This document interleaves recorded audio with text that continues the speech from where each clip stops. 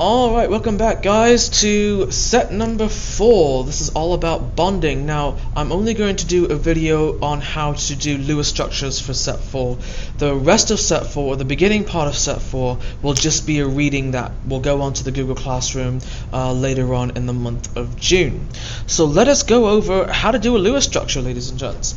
The Lewis structure shows you the valence electrons.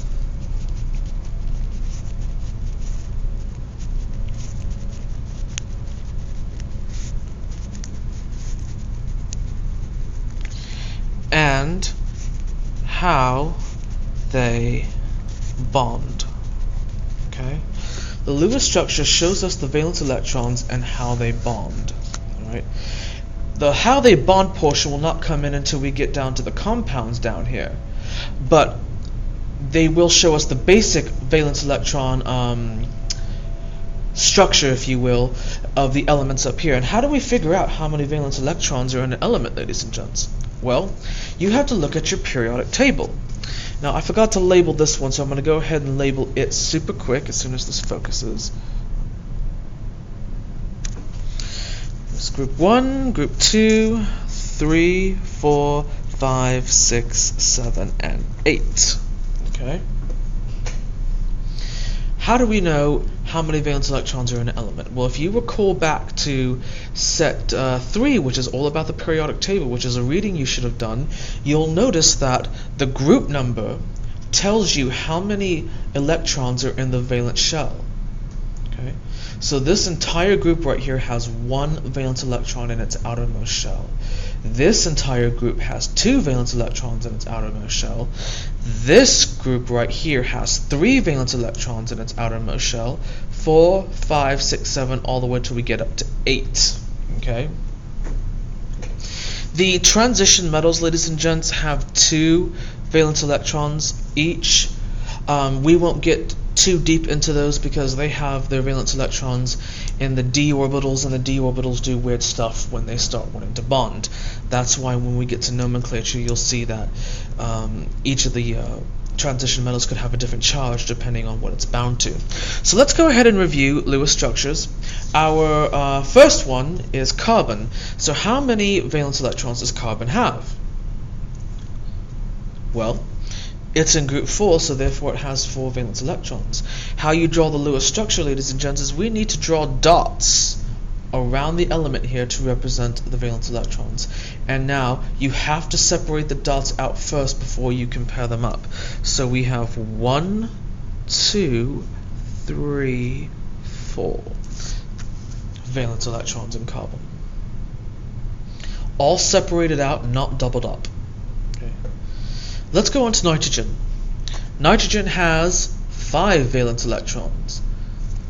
So 1, 2, 3, 4. I've used up all my sides, so now I can double up right here to have a total of 4 valence electrons. Okay. Or 5 valence electrons, excuse me. Let's move on to oxygen. Oxygen has 6 valence electrons, okay? So let's go ahead and start that one. 1, 2, 3, 4. I've used up all my sides, so now I can start doubling up. And I apologize for the blurriness in this video. The camera's having a difficult time focusing. So once again, I've used up all my sides, so now I can start doubling up. 5 and 6, okay, for the valence electrons. That means these right here are known as lone pairs. Lone pairs. Every other place where it's not doubled up, a bond is going to form there eventually. Let's do fluorine next. Fluorine has 7. 1, 2, 3, 4, 5, 6, 7. And it has 1, 2, 3 lone pairs and 1 area where it can make a bond. And I'd like to do 2 more examples of regular old elements, okay? Let's do lithium. How many valence electrons does it have? Well, it's in group 1, so it has 1 valence electron.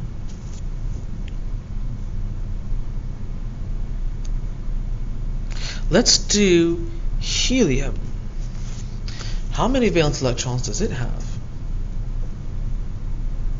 Some of you guys are automatically going to say 8 because it's in group 8, but helium is the only exception, okay?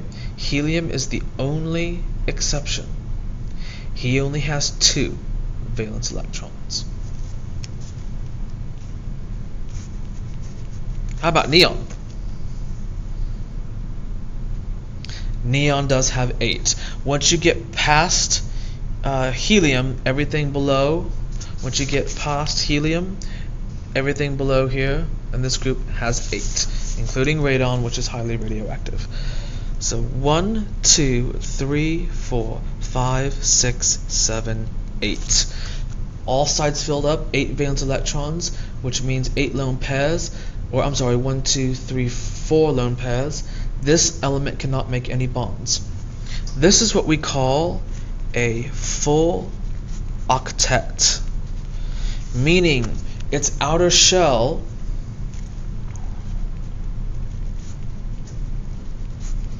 has 8 valence electrons. All elements want to achieve this. Okay. That's why things make chemical bonds, ladies and gents. They make chemical bonds so that they can have 8 valence electrons in their outer shell. Let's do some Lewis structures for compounds now. Let's take a look at our first compound, NaCl. Is this compound ionic, covalent, or metallic? If you said ionic, you would be 100% correct, because this is, sodium is a metal and chlorine is a nonmetal. Alright? Now, when sodium forms a bond, how many valence electrons is it going to lose?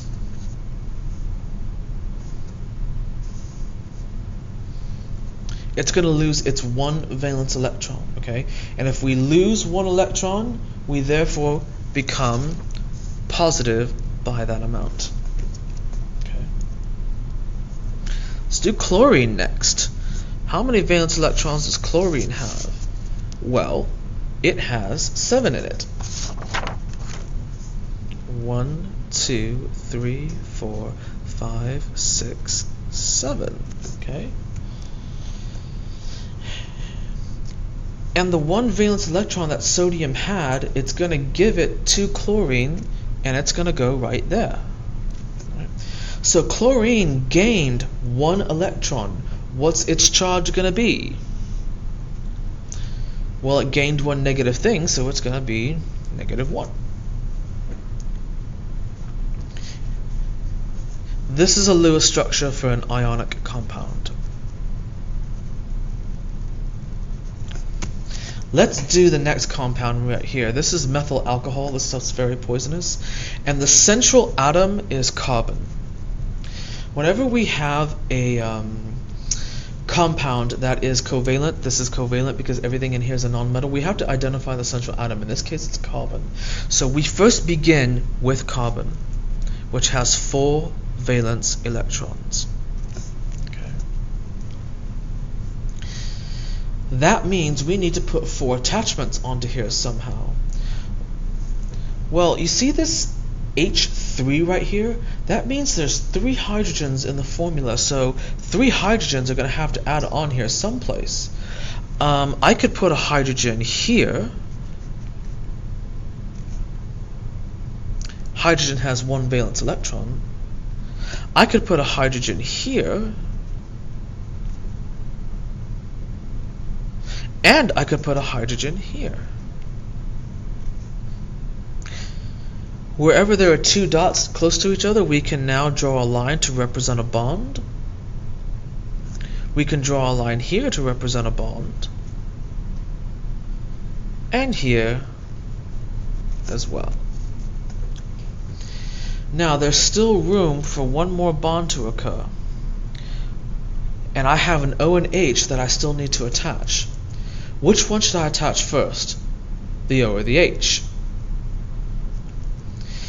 The H wouldn't be a good idea, because if I put an H here, that's going to make a single bond to the carbon, and I won't have any more room to put the O. So I should probably put the O first. And another reason why I should put the O first is because, well, it's right next to the carbon, so I'm going to put an O here. And this element has 6 valence electrons, so I'm going to do 1, 2, 3, 4. I'm not going to add any more to the center right here because I already have a bond. 1, 2, 3, 4, 5, 6. Okay. 5, 6. I could have put this last dot right here if I wanted to. That would have been just fine. I just decided to put it right here so that at the end of this thing is more linear. So I've taken care of the 3 hydrogens, those are good. I've taken care of the carbon, and I've taken care of the oxygen. I've got one more hydrogen left. Where could I possibly put it? I could put it right here, because there is a electron here that's not paired up with anything. It needs a partner, and then you have created the Lewis dot structure. Now we need to go through and make sure all elements have 8 electrons, except for hydrogen. Hydrogen is the only one that doesn't need 8. He only needs 2, as well as helium. Helium only needs 2 as well. So this carbon right here, 2, 4, 6, 8. It's happy with 8.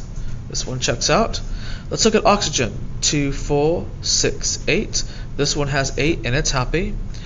This hydrogen has 2, so it's happy. This hydrogen has 2, so it's happy. This hydrogen has 2, so it's happy. This hydrogen has 2, so it's happy as well. They all check out. Let's do nitrogen next. Now, there's 2 nitrogens here, so neither one of them are central. So we're going to have 2 nitrogens next to each other. How many valence electrons does nitrogen have?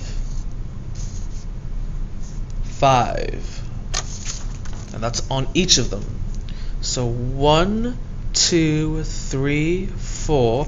I'm not going to add any more on this side because it's going to end up pairing with another one over here. 5.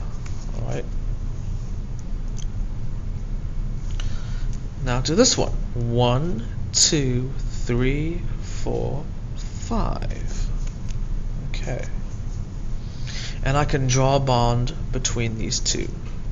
I forgot to mention, one line between elements is a single bond. And that's for covalent compounds only.